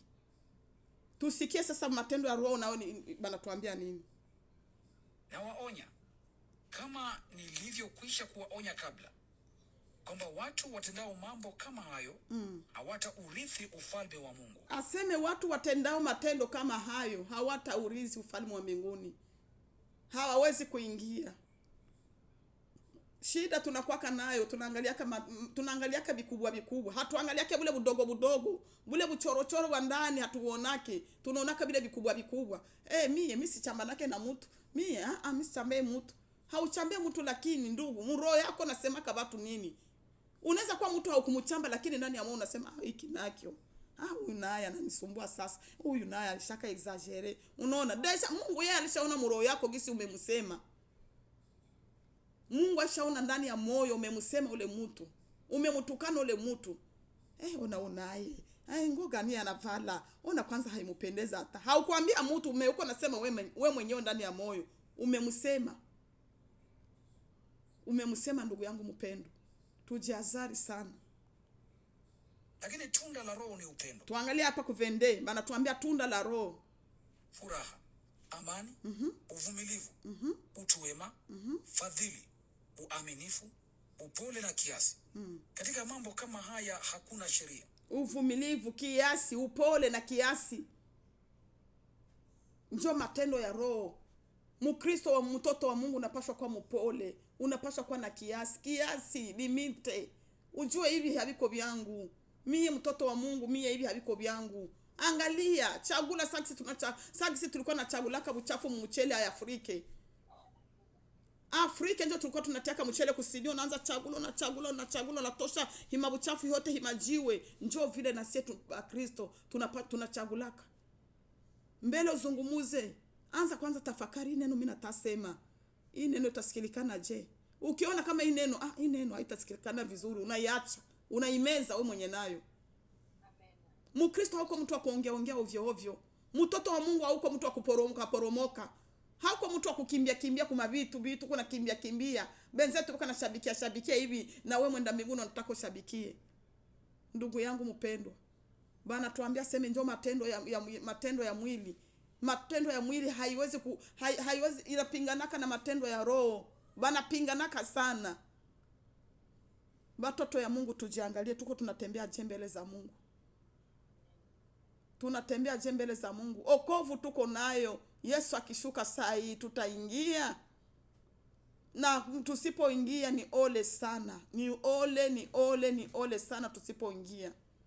Bwana tuambia siku zinakwisha. Siku ya okovu ni leo. Mtumishi wa Mungu dada yetu analeta neno, anasema siku ya okovu ni leo. Siku ya okovu ni sasa. Siku ya kutubu ni sasa. Usisubiri kesho. Usisubiri ndatubu siku fulani, hapana. Siku ya leo tubu, ndugu yangu mpendwa. Na kutubu hapana kujifungia mshambure yako asije kuenda tubia. Ile msamaha haitakubaliwa. Unaweza shituka Bwana anashuka hapa na unabakia unajiuliza mbona nilikuwa nishatubu kila kitu. Kumbe haukutubu munje yenye iko sahihi. Mungu atuonee huruma, Mungu atusaidie watoto wa Mungu. Tujiangalie tuko natembea namna gani mapenzi ya Mungu, tuko natembea mapenzi yetu, tuko natembea mapenzi ya mwili. Mungu atubariki wapendwa kwa jina la Yesu. Amen. Amen. Tunashukuru sana Dafi, ubarikiwe sana. Mungu akubariki sana. Amen. Kwa neno niko naitoa kabisa. Lakini wanatuambia kusema mwenye masikio na asikie. Kwa sababu wanasema ni kwa kila mtu, sio kwa mtu mmoja tu, hapana, kwa sisi sote. Mwenye kwa na masikio asikie, na mwenye na dharau hiyo itakuwa ni lua yake, atakula kwake. Dadebo na wewe kama kuna neno kutongezea hapo tuongezee. Bwana Yesu asifiwe. Amen. Nafikiria mama ameongea kila kitu cha maana sana ya na mama yetu Lobe, umeongea kitu cha maana sana. Unajua kitu ambacho kinatusumbua sio wa Kristo, tunadharau dhambi. Usutwa kwetu hatujui kama ni dhambi.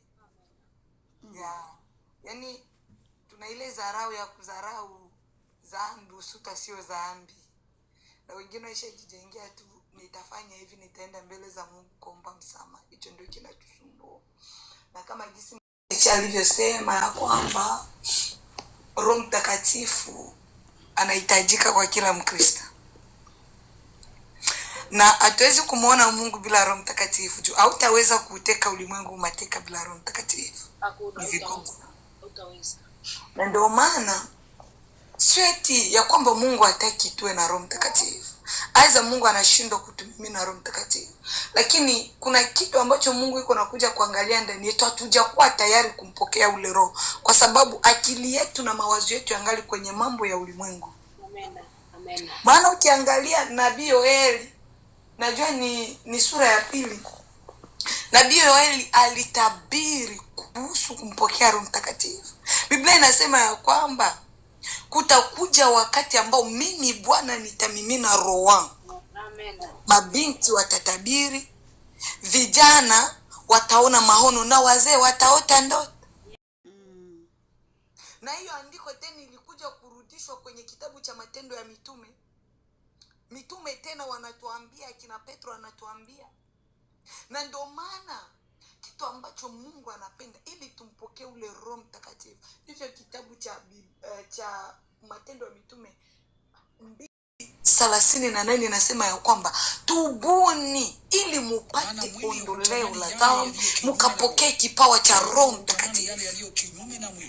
Kwa hiyo ukiangalia kitu ambacho kinazimbia sisi wa Kristo kupokea Roho Mtakatifu ni kwa sababu hatujakuwa tayari kuachia mambo ambayo tunayakumbatia. Hatujakuwa tayari kuacha dhambi. Tungali bado tunajivunia katika dhambi.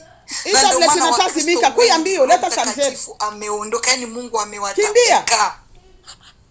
Kwa sababu kwa kweli kuna watu ambao walikuwa wameshampokea huyo Roho Mtakatifu lakini hawakumjali kumchunga ule Roho Mtakatifu aliye ndani yao. So wakabebwa na marafiki kama jinsi mama Lobe alivyosema. Unaona? Unakuta mume wako anakuambia ndio uchore tattoo, unaenda kuchora. Vaa nguo za kikaba unavaa wakati wewe umeshabatizwa na umempokea Roho Mtakatifu anakaa ndani yako. Haiza wewe ni mtumishi wa Mungu. Bali ya kufuata neno la Mungu linasema nini, wewe unaikalia kusikia mwanaume anaongea nini, babako Mungu anaongea nini. Unakuta wengine familia inakuweka kwenye vikao, tunataka kwenda kuwafumu, na wewe unachochea kabisa, ndio twende. Huyu mtu aliua mtoto wetu na sisi hadi tumalize, na wewe Mkristo uko pale unachochea. Ukose kabisa kuyapinga yale maneno ambayo yanaongelewa pale.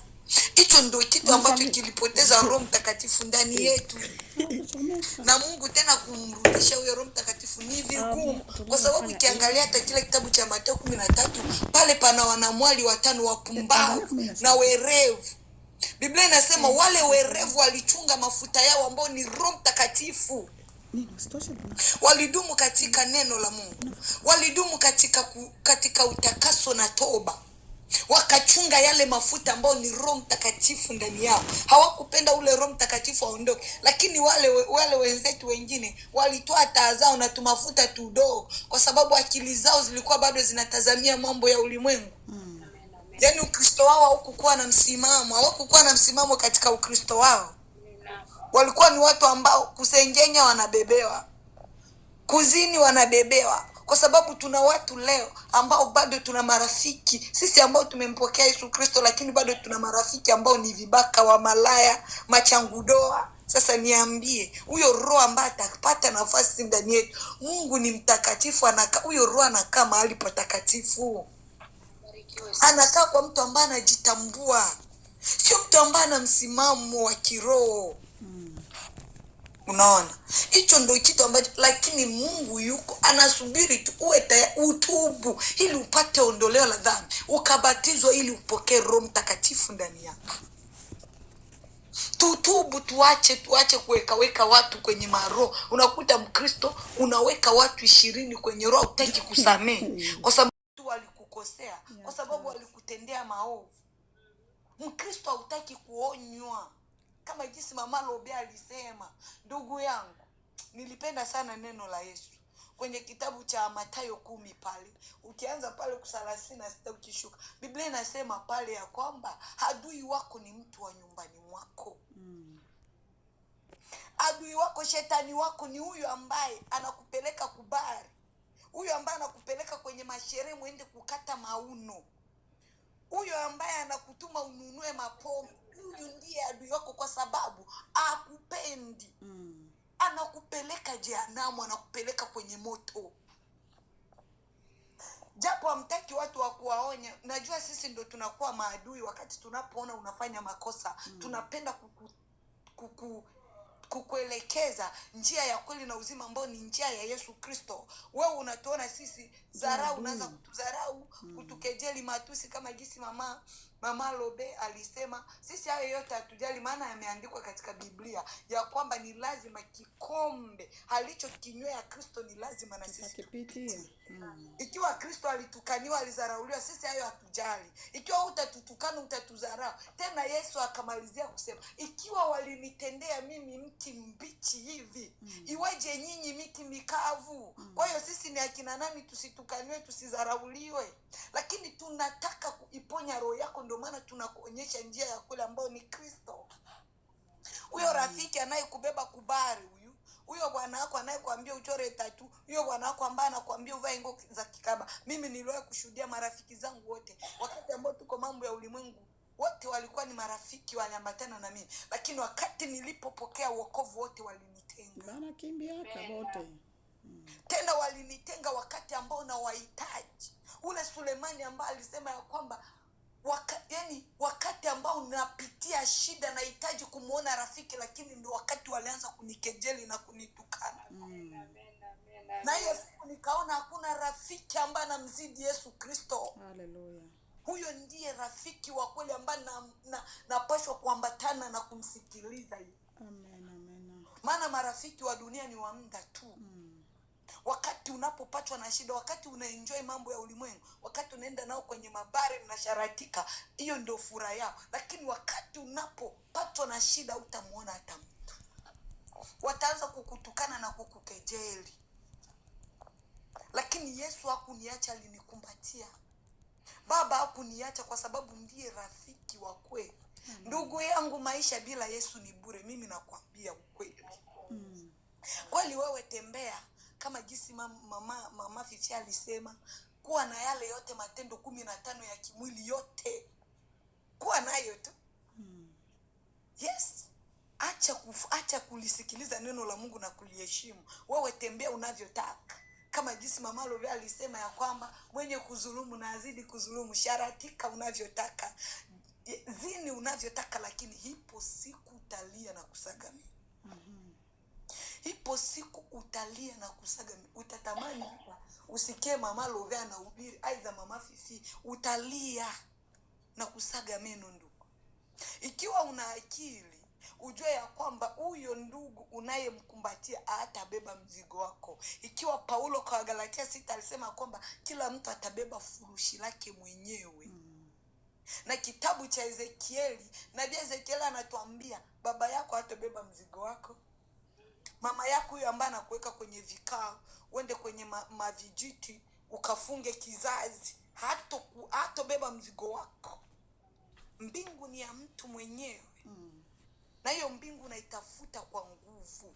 Tulikuwa tumepata opportunity pale ambapo tulikuwa katika shamba la Eden, pale ambapo Adamu alikuwa hajatenda dhambi. Pale ndio tulikuwa huru. Lakini kuanzia pale hadi leo ufalme wa Mungu unatafutwa kwa nguvu. Haleluya.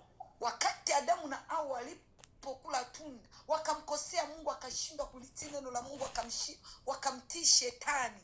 Ndugu, ufalme unatafutwa kwa nguvu. Na wenye nguvu ndio atakauteka. Kwa hiyo ukikubali, ukikalia uonekane wewe ni mrembo kwa kumkopi Mungu, yani kuna watu kabisa hatuna hata aibu. Kila siku kuna mtu ambaye nimemwona kwa Facebook anacheza kabisa, iko namchezea Mungu, lakini ameshajichubua huyo, mikono yote ni mweusi, lakini iko pale tu kama mfarisayo ana pretend ya kwamba anapenda Mungu. Utapendaje Mungu? Mungu ni neno. Ikiwa unachukia neno la Mungu na kulidharau, inaonyesha kwamba unamdharau Mungu. Sasa huyo Mungu naye mpenda iko wapi? Wa wapi ambayo unampenda? Ni shida kwa hiyo. Ndugu yangu, kila siku naabiriwa, hacha hiki. Sisi ndo ndugu yako, sisi ndo marafiki zako, tunakupenda kwa sababu hatupendi nafsi yako iangamie katika jehanamu ya moto. Ndio maana tuko hapa kuja kukuonya. Achana nao marafiki ambao wanakushawishi na kukupoteza. Eti Mungu anakuambia usiende kwenye majira, usiende kwenye vijiti, wewe unaenda kuviweka huku juu. Rafiki yako anakuambia roho na akili zimtumikie Mungu. Ndo wengi wanajita, ndo wengi ambao yani watu wanatenda dhambi za makusudi, alafu wanakalia hata roho na akili zimtumikie Mungu. Hakuna nafasi kwenye Biblia inaandikwa eti majira ni dhambi. Hakuna nafasi imeandikwa majira. Lakini ikiwa Mungu alisema ya kwamba tuzae, alimaliza vile, wewe zaa tu. Ukichoka mwambie Mungu akufunge, hiyo inatosha. Baba anasikia maombi ya kila mtu. Anasikiaka. Kaa chini wewe Mkristo, muombe Mungu kuliko kwenda kufunga vitu. Unaenda ingiziwa, hujui kama unaingiziwa nini kwenye mwili, haujui vinaenda kufanya nini. Ndio maana leo magonjwa hayaishi, matatizo haziishi, shida haziishi, matatizo ni juu ya mengine. Ndugu, mimi tu nakuja kukwambia, baba yako, mama yako ikiwa anakushawishi, usipomkana baba yako na mama yako ambao wanakufundisha njia mbaya, haiza rafiki ambaye anakupeleka pabaya, ndugu, ujue ya kwamba unaiangamiza nafsi yako. Na uwezi kuwa kamwe mwanafunzi wa Mungu, kwa sababu Yesu hakukuja kuleta amani duniani, alikuja kuleta upanga ambao ni neno lake. Neno la Mungu ni upanga ukatao kuwili. Haleluya. Ndio maana alituletea hili neno. Watakaoliheshimu hili neno, watakaoheshimu amri za Mungu, watakaoheshimu sheria za Mungu, au ndio watarisi ufalme wa mbingu. Na uwezi ukaweza yote bila kuwa na Roho Mtakatifu. Kama kisi Mama Fifi alisema. Na ili upokee Roho Mtakatifu, unaweza ukaokoka ukabatizwa, lakini Mungu asishushe Roho Mtakatifu, kwa sababu kuna vitu, kuna mapungufu au kuna vitu ambao bado unaficha ndani yako. Wengi hatutubu na kuacha, ndio maana Mungu atumimini Roho Mtakatifu. Kwa sababu kuna vitu vingine ambavyo bado tunaacha. Hivyo itakubidi uje ukae kwenye process ya kumuomba Mungu azidi kuondoa tabia moya mbaya ndani yako ili upate kutakasa.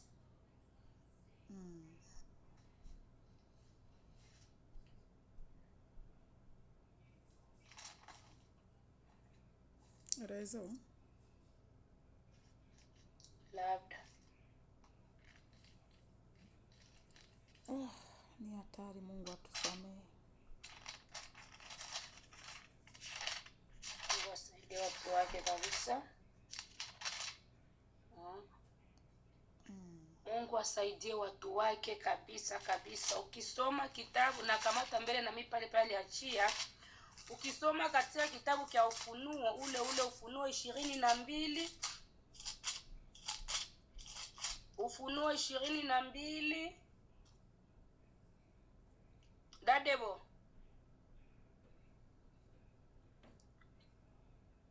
Dadebora.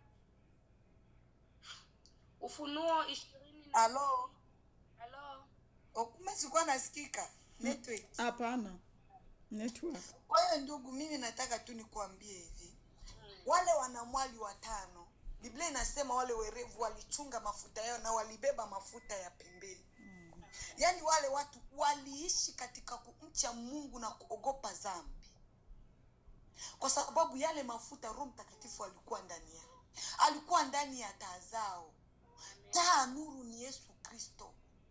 Hata useme umempokea Yesu Kristo, bila kuwa na Roho Mtakatifu ndani yako hautamuona Mungu. Amen. Maana wale wote walikuwa na mataa, wote wanamwali 10 walikuwa na matawi, walikuwa na Yesu, kama jinsi tunavyojiita Wakristo. Kila mtu ni Mkristo, kila mtu ni Mkristo, kanisani tunakwenda, lakini matendo hatupendi kuyabadilisha. Matendo yetu ni pale pale tu. Ndivyo hao wanamwali 5 wapumbavu walikuwa na Yesu ndani, lakini hawakukuwa na mafuta ambao ni Roho Mtakatifu.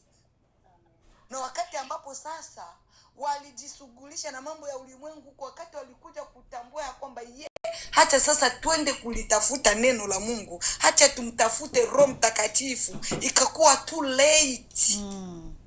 Amen. Wakati waliporudi wakakuta mlango umefungwa, bwana harusi amekuja. Wale waliochunga mafuta, wale waliochunga wokovu wao, wale walioishi maisha matakatifu, waliochunga Roho Mtakatifu, walimuona Mungu, kwa sababu Biblia inasema wote walilala, lakini wale waliokuwa na mafuta, yale mafuta ndio yaliwaamsha. Wakajua wakati wa kuja kwake Yesu Kristo. Wakajua bwana harusi anafika. Sasa ndio, bila kuwa na Roho Mtakatifu ndani yako hutaweza kushinda dhambi. Na ndio maana uliona ya kwamba wanaoongozwa na Roho Mtakatifu ndio wana wa Mungu. Ukiwa na Roho Mtakatifu ndani yako anakuongoza, dhambi utaichukia. Ndio maana akina mitume walichukia dhambi. Usifikirie ya kwamba walichukia dhambi. Akina Stefano wanapigwa mawe, lakini can you imagine mtu anauawa lakini hataki kabisa kulipa ubaya kwa ubaya. Anaambia ya kwamba Mungu warehemu, maana hawajui walitendalo. Unaona, wenzetu ambao walipokea Roho Mtakatifu, wenzetu ambao walijazwa Roho Mtakatifu, walijitoa hata kufa kwenye maisha yao, walijitolea, waliteswa, lakini hawakutikisika imani. Walikubali kufa kwa sababu ya Kristo. Waliangamiza roho zao na nafsi zao kwa sababu ya Kristo. Bwana Yesu atusaidie sana.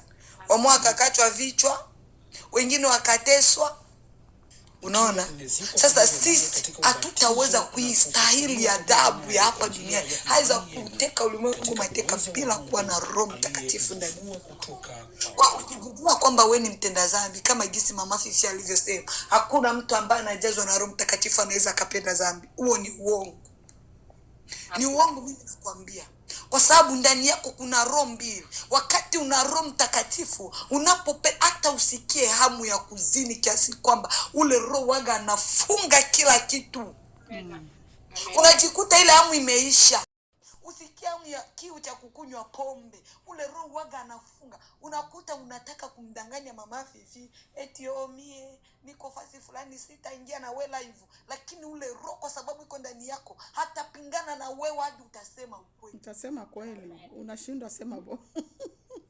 Mimi nakwambia mimi vinanitokeaga sana. Wakati natoka shule naachia bwanangu watoto. Nataka tu kudanganya. Bwanangu ananiambia uko wapi? Nataka nidanganye eti nimeshapanda gari na sitaipata. Lakini kuna kuaga roho mbili zinapingana. Unakuta roho moja inaniambia danganya, ule ni shetani. Lakini nyingine nakwambia sema tu kweli. Kwa nini unataka kudanganya? Yaani inakiaga na upole na utaratibu na unyenyekevu. Sauti ya Mungu. Unasikia tena nakwambia, kwa nini unataka kudanganya mwanangu? Sema tu ukweli. Unaona? Unakuta unaongea ukweli, unaropoka tu ukweli bila Roho Mtakatifu huyo. Ndio maana hatuna kiu cha vipodozi. Yaani kwetu mimi kwanza nikiona mtu ambaye anajipodoa kama yaani nakuaga na siri, nakuaga na hasira sana dada sana. Yaani ukiona mtu anavaa suruali ukaaba, unakuta roho anaanza kuambia hivi, kwa nini ule mwenzako anapotea njia?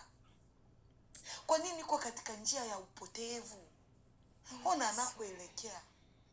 Anajua zile suruali anazozivaa jinsi zinabanisha kabisa shepu. Mkristo wewe unajivunia kwa sababu unasomaga tu Biblia, eti hata nivae kama kahaba, Mungu angalii mwili. Ndugu, mwili wako ni hekalu takatifu, ni mahali ambapo Mungu anakaa. Hivyo ili umuone Mungu, safisha nje na ndani. Haleluya. Kwetu usafishe ndani, toe tu utakuwa mtakatifu. Najua mnakuaga mnajidanganya katika kile kitabu Linda Sana Moyo Wako, ndugu. Pale ile content ni content nyingine, na jinsi mnavyofikiria ni vitu viwili tofauti kabisa. Unaona? Kwa hiyo kitu ambacho nitakachokuambia, ikiwa bado unatenda dhambi, unasikia hamu ya ulevi, unaenda kulewa. Unasikia hamu ya uzinifu, ndani yako hakuna Roho Mtakatifu, hakuna mafuta ya Roho Mtakatifu. Kaa chini umwombe Mungu akujaze Roho Mtakatifu. Haleluya. Na hauwezi ukapokea huyo Roho Mtakatifu usipoamua kutubu. Kwa ni lazima Wache kwanza yote tunayoyafanya, kisha ukae chini umlilie Mungu. Na ukiona dhambi ni ngumu, uende mbele za Mungu. Tafuta wachungaji, tafuta watumishi wa Mungu ambao wanaongozwa na Roho wa kweli, wapate kukuombea. Kwa sababu ya kubatizwa na watu ambao wako katika njia mbaya, ndio maana leo wengi wetu tunabatizwa tunaenda kuanguka tena. Tunarudia kule Misri tulipokuwa. Tumeshavuka bahari, tunaanza kuishi maisha ya jangwani, lakini kwa sababu ya watu tunaoenda kutubu kwa, unakuta unaenda kutubu kwa mtu bora watu malobe, anaanza kutangaza yote ulioyafanya. Na yeye mwenyewe hayatuwaka. Unajikuta na yeye ule ulienda tubu kwake, naye zake hayazituwaka, ziko kudepo. Unakuta ni mchawi. Kuna wifi yangu mmoja, Mungu atuhurumie, alikuwa mjamzito akapoteza ile mimba. Yeye akaenda kwa mama wa maombi aende kumuombea, kumbe mama mchawi. Yule mama akamwekea mikono akamuombea. So wakati ambapo alipomuombea akaenda kuongeza tatizo juu ya mengine. Akaja kubeba ingine mimba, akamwambia venye alimwambia inama hivi, ifanya hivi. Ni vya bongo. Kwa Yesu hakuna kuinama. Damu ya Yesu ilimaliza kila kitu msalabani. Damu ya Yesu kialika inasafisha kila kitu. Vya kuinama sijui chukua hiki, fanya hivi, akaenda kufanya, kumbe alikuwa ujauzito mwingine, ule mwingine ukaporomoka. Nikamwambia, wewe kwa nini haukunisikiliza? Nilikwambia ukae chini umuombe Mungu mwenyewe. Mungu anatafuta maombi yako mwenyewe. Usiwe mtu wa kupenda kuombeombewa. Acha niende kwa mchungaji. Utaenda kwa mchungaji Freemason, utaenda kutoa kizazi chako bure huko. Bana shindo kumtafuta Mungu. Leo mamimba zenu zinatoka, mnaikalia mamangu Mungu ameniloga, wifi ameniloga. Uongo mtupu, kumbe umeenda kutoa kizazi kwa wachungaji Freemason ambao unaenda kukutana nao. Kwa hiyo ndugu zangu, tuwe makini, tuko katika nyakati mbaya. Ni lazima tutafute sisi wenyewe, tumtafute Mungu. Mungu anasema nitafuteni maadamu uko hai, bado unapumua, mtafute Mungu. Kabisa. Atapatikana. Jifunze kuomba mwenyewe. Unapopatwa na matatizo. Na sasa kitu kinachonishangaza, hakika sisi wanadamu shetani anatudanganya kwa kitu kadogo. Ukiangalia manabii wengi ambao wanadanganya, wanawake ndio wanajaa kule kwenye mitandao. Si ndio wanapenda danganya. Tunapenda matabiri. Mtu atutabirie tu nitapata pesa. Yaani mtu anakudanganya ya kwamba Mungu anasema utapata fedha. Mungu anasema kuna simu Ulaya itakupigia ndugu. Mungu abariki mtu mchafu. Ikiwa aliambia wana wa Israeli, akaambia Musa eti wakumbushe kwenye kitabu cha ukumbusho, Kumbukumbu la Torati 28 ya kwamba wakati watakapotii sauti yangu, wakilitii neno langu, nitawabariki mashambani, biashara yenu, kila kitu. Mungu anakubariki. Baraka ya kwanza ni utakaso kwanza. Ufikie toba, utubu maovu unayoyafanya. Sikia hili neno, utubu, kisha ndio Mungu akubariki. Ikiwa nabii wa uongo anakudanganya ya kwamba utapata mafedha, utapata gari, na wewe ungali kwenye dhambi, ndugu, hiyo ni uongo. Mungu abariki. Na ndio maana alisema watakapolikataa neno langu, watakapopuzia sauti yangu, watalaaniwa mashambani, watalaaniwa kwenye biashara. Ndio maana maisha yetu yamekuwa ni ya magonjwa, matatizo haziishi, shida haziishi, kwa sababu tunalipuuzia neno la Mungu. Sauti ya Mungu hautaisikia, utaisikia kupitia mama Lobe, ya maneno anayoyasema. Hiyo ndio sauti ya Mungu. Hiyo mama Fifi aliongea hapo, hiyo ndio sauti ya Mungu. Unaposikiliza hapo, yashike yale maneno kabisa. Ndio maana ukiangalia hapo kwenye mama Lobe alisoma, unajua kule mbele kule kwenye kitabu hicho cha Ufunuo 21:11 pale 22:11, ukipanda kule juu 10 kule 9 kunane, Biblia inasema yashike sana maneno ya kitabu hiki.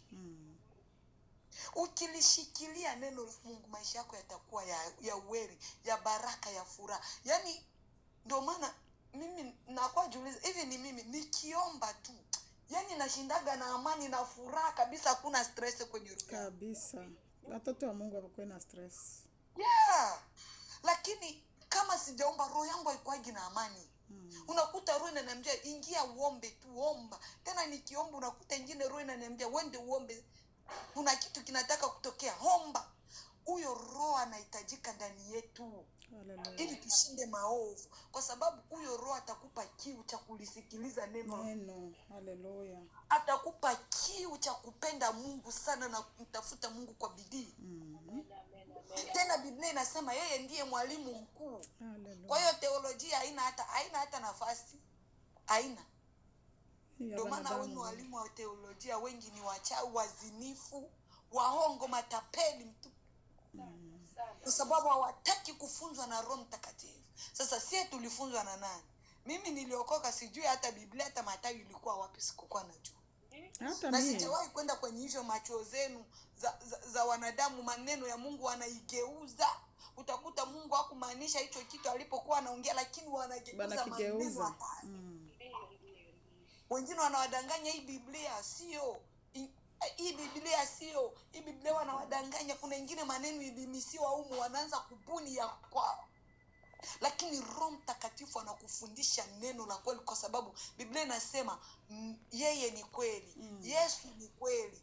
Roho Mtakatifu ni kweli na Mungu ni kweli, kwa sababu ni mtu huyu ambaye ni Mungu. Kwa hiyo kitu ambacho nitakachokuambia ni kwamba tubu ili upate ondoleo la dhambi. Ukabatizwe, upokee kipawa cha Roho Mtakatifu. Maana wakati utakapokuwa na Roho Mtakatifu ndio utaweza kushinda yote ya ulimwengu huu. Mimi nakwambia chochote ambacho ulikuwa na kihesabu ya kwamba kina faida kwako, utakiona ni hasara kwa sababu ya Kristo. Ni kweli kabisa. Ikiwa una Roho Mtakatifu. Ndio maana Roho Mtakatifu anatuwisha mbali na dhambi. Ukiwa na huyo Roho wa Mungu, yani atatuma uchukie dhambi kabisa. Mimi nakwambia hakuna mwenye iko na Roho Mtakatifu anaweza akachawika. Au watu wa mama wa vyumba vya maombi ambao anaenda kwenye Freemason ni nini? Ni kwa sababu bora watu ya mama Fifi wao dhambi zingali zinawajaa. Ndio. Sasa huyo mtu anaenda kukuombea, unaenda kuchukua laana bure. Tujifunze kuomba wenyewe, tujifunze kumlilia Mungu wenyewe, tuomboleze wenyewe. Sisi wanawake ndio tunazidi kudanganywa na shetani sana kabisa. Wanawake ni hatari. Neno la Mungu yani shetani atatuendesha, hata tugandamiza, na mwisho tutaongozana naye katika lile ziwa la moto.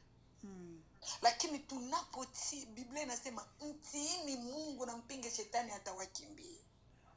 Shetani hana mamlaka juu ya maisha yangu. Kwa sababu nina Mungu. Amina. Ambaye ni simba wa kabila la Yuda. Haleluya. Akinguruma shetani hana nguvu. Anasambaratisha nguvu zake zote. Kwa na wewe, ikiwa unaishi bila Yesu kwenye maisha yako, bado unaishi maisha ambayo ni ya taabu, yani maisha ambayo yanahesabika hapa duniani. Unaweza, yani mtu yoyote atakuvamia, atakumaliza. Kwa hiyo njoo kwa Yesu, maana kwake kuna uzima wa milele. Achana na mambo ya ulimwengu, achana na dhambi unazozifanya. Wewe Mkristo ambao uko kanisani lakini bado unadumu katika maisha ya dhambi, tubu tena, rudilia kutubu. Haleluya. Mtu ambaye anatubu anaamua kuacha na aweza akarudia matapishi. Maana Biblia inasema ungamae dhambi zake na kuziacha, huyo atapata rehema. Haleluya. Lakini ukikataa kuungama, jehanamu ya moto inakusubiri. Hatuwatishi. Maana leo hao watumishi wenu wanaanza kuwaletea mafundisho ya kuambia hao watu ambao wanawafundisha jehanamu, hayo hayakuwa mafundisho ya Kristo. Kristo aliongea kila kitu. Aliongea Yesu alikuja na mafundisho yiko wazi. Cha kwanza alikwambia tubu. Na cha pili akakwambia ufalme wa mbinguni umekaribia. Ukikataa kutubu, utaenda jehanamu. Mimi nakwambia ukweli. Ndio maana Yohana alisema ukiendelea kudhulumu endelea, kutukana na endelea, mambo yote machafu nayo yafanya, lakini ujue ipo siku hayo mambo utalia na kusaga meno. Maana Biblia inasema ya kwamba ukifa tu, baada ya kufa ni hukumu. Waebrania inasema hivyo ya kwamba ukifa, ujue ukikufa ni hukumu tu. Hauna pa kujitetea tena. Hakuna nafasi ya kutubu. Hakuna neno utasikiliza neno la Mungu. Ungali hai ndugu, utubu ili upokee Roho Mtakatifu, uishi maisha matakatifu, na siku Bwana atakapokuja kulinyakua kanisa lake, uwe miongoni mwa watakaonyakuliwa au watakaofufuliwa. Na Mungu awabariki. Amen, amen, Amen, dada. amen, amen, amen, amen, amen. Ubarikiwe sana, Barikiwe Debora. sana dada wetu. Neno nzuri, neno tupasha kabisa, neno nzuri, na mwenye masikio asikie, na mwenye masikio asikie, neno nzuri sana. Ukisoma katika kitabu cha Yoeli sura 2 mstari wa 28 anasema, nitakuwa nyuma ya maneno haya, nitamwaga roho yangu juu ya watu wote. Kwenye mwili. Nitamwaga roho yangu juu ya watu wote. Biblia ingine inaandika nitamimina roho yangu juu ya watu wote. Ni wakina nani? Ni wale wanaosema mimi ni Mkristo.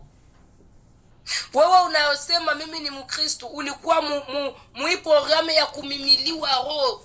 Sasa wewe unashindwa kuipata Roho Mtakatifu kwa ajili ya vile unavikumbatia. Gisi la Debora anatutoa kutuambia, kuna vitu vyenye unavipenda sana sana, unashindwa kuviacha. Roho Mtakatifu hawezi ingia nafasi pa hiyo penye kwa hiyo mambo ya kusema unakumbatia, labda ni bongo, unakumbatia labda ni usharati, unakumbatia mambo sio stahili. Roho Mtakatifu hawezi pata nafasi, kwa sababu Roho Mtakatifu anapenda kuikala kwa nafasi juu ni mwivu. Anapenda kubakia yeye peke yake ndani yako. Anapenda bakie peke yake ndani yako. Sasa mimina kwa ajili ya watu wote, na wana wenu na mabinti zenu watatabiri, wazee wenu wataota ndoto, vijana wenu wataona maono. Kumbe kama unamtumikia Bwana, Bwana hawezi kukuima roho yake, hapana, kwa sababu ile roho yake ndio itakujulisha mabaya na mazuri. Yesu Kristo aliwaambia ile Roho Mtakatifu ndio itamifundisha yote. Seke ile yenye Yesu akufundisha, Yesu alifundisha tu kidogo kwa sababu akufanya muda mwingi duniani, alifundisha kidogo. Kama alifundisha kidogo, alijua ule Roho Mtakatifu ndio yeye. Ukisoma kitabu cha Waebrania 12:29 anasema mimi ni moto ulao. Kumbe ile Roho Mtakatifu alijua, njoo akasema Roho Mtakatifu atamifundisha yote. Seke wewe mwenye kuwa na Roho Mtakatifu utajua mingi zaidi kuzidia ule mwenye ana Roho Mtakatifu, kwa sababu ule ana Roho Mtakatifu anajiongoza kimwili. Wewe unayekuwa na Roho Mtakatifu unaongozwa na Roho Mtakatifu. Mungu atusaidie sana. Ukisoma ule kitabu cha Ufunuo 22, sasa natuambia tunaenda kumalizia sasa huku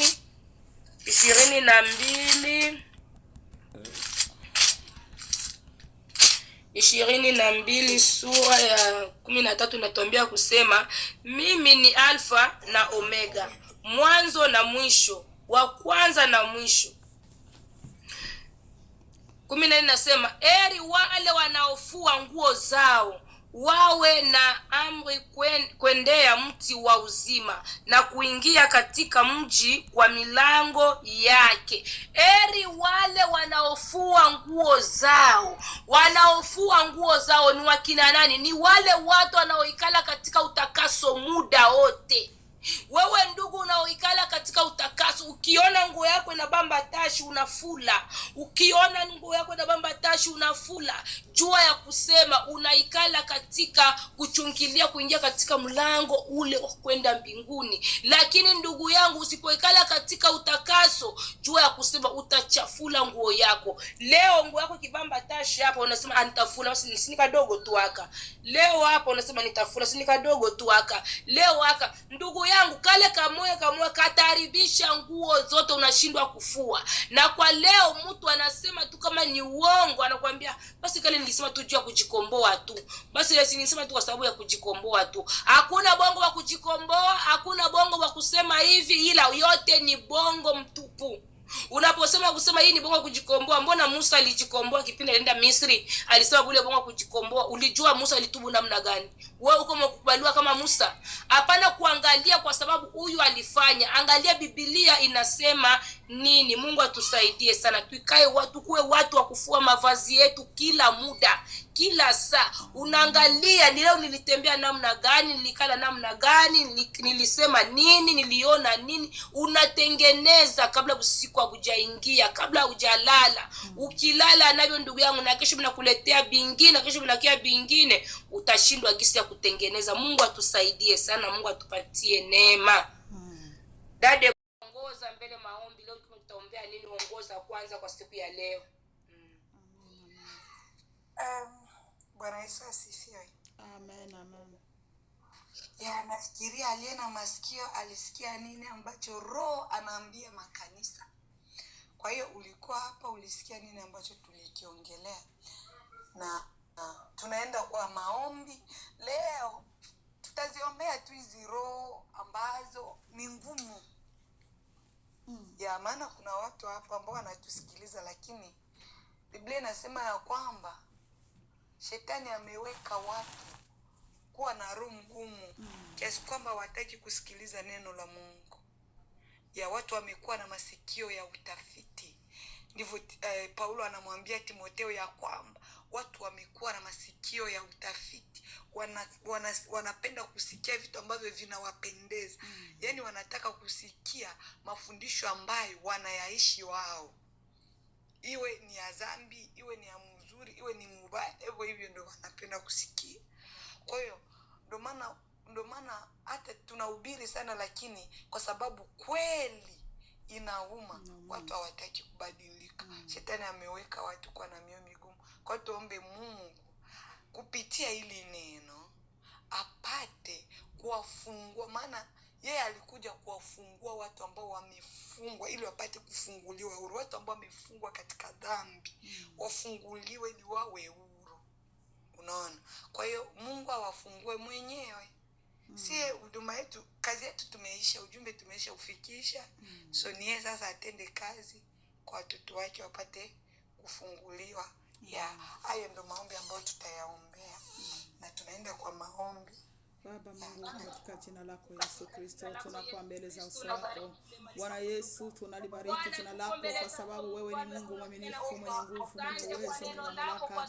Tunakushukuru, tunakuabudu, tunakuinua kwa kutuwezesha siku ya leo. Bwana, ujumbe wako umefika Baba. Baba, sisi ni sauti tu, sisi tumezungumza yaliyo yako, yale ambayo umetupatia na sisi tumegawia watu wako. Sasa Bwana Yesu, tunaomba neno hili lipenye ndani ya mioyo za watu. Ona gisi Shetani amefunga akili za watu. Shetani amefunga mioyo ya watu. Bwana Yesu, fungula watu wako. Fungula watu wako Bwana. Fungula watu wako Kristo Yesu. Wafungule katika jina lako Yesu Kristo. Wafungule neno lako Bwana, walijue. Walifungule Bwana katika jina lako Yesu Kristo. Gift kuya hapa. Gift. Watu wako Yesu. Gift. Waondoshe mioyo ya utafiti Yesu Kristo. Moise. Waondoshe mioyo ya utafiti ndani yao Bwana. Ili wapate kusikiliza neno lako. Ili wapate